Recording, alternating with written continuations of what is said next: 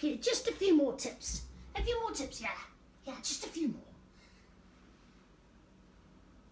This is newly assembled empty. In some of my instructions, I talk about when it is empty here and there's just a little bit of water at the bottom, you can tilt to cheat. Okay? If you cheat, use the cup that you're push up on the spigot slightly, just so you're kind of supporting it. What you don't want to have this thing do is separate when you're tilting it. It has to, sometimes it has the tendency to separate, especially if you have a little bit of water left up here and it's a little heavy.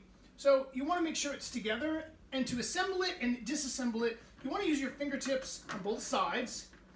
And if it doesn't pop out of the base the way you want it to, you just rotate it and you just give it, and you get in there with your fingers and then out it comes. Okay?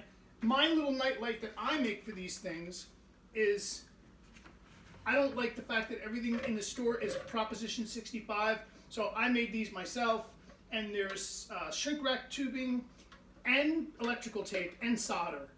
You have to use LED bulbs because even a 4-watt night light will melt this plastic eventually. So use LED. There's really no niche for the cord. After a few months of the weight of the water, it'll just develop. It'll sit level. But it's just a flat little piece of speaker wire, probably 16 gauge or something. So, and then when you put it back in the base, you want to, you have to just kind of work it in.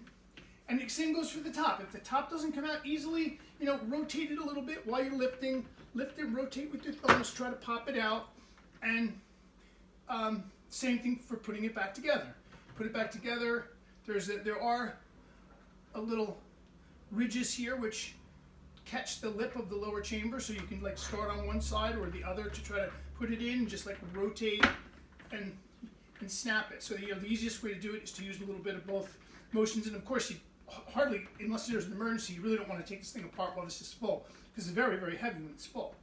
And so this is what Berkey uses for the top. I mean, it's okay, but it tends to get moldy here after a while. I like to use a dinner plate. I just happen to have these plates which fit perfectly. This is what I use on my filter. I use a plate on top of it. So to fill it, I bought this a long time ago. I can't find it anymore. It's a Reliance 3-gallon water jug. And of course, my water filter is not this high off the ground. It's on a little garden stand, a little metal garden stand. Because who the hell wants to lift 3 gallons of water this high? And when you fill it, you can fill it all the way to the very top. And I mean all the effing way. That's how much I fill mine. I give it about 5 minutes. When it comes down to here, I put the plate back on, and that's it, folks. You're going to have deliciously pure water. See the drip rate? It's about right. That's what you want. The filters are primed. And you always run one through it. One. If you have the PF2s, I do 2 cycles of water through it. And all this water is, you might not want to drink the very first batch, but I water plants, wash vegetables, whatever. The great thing about the Berkey is that it gives you a lot of water very fast. So I make all my pasta, everything from this. And there you go. Enjoy your filters.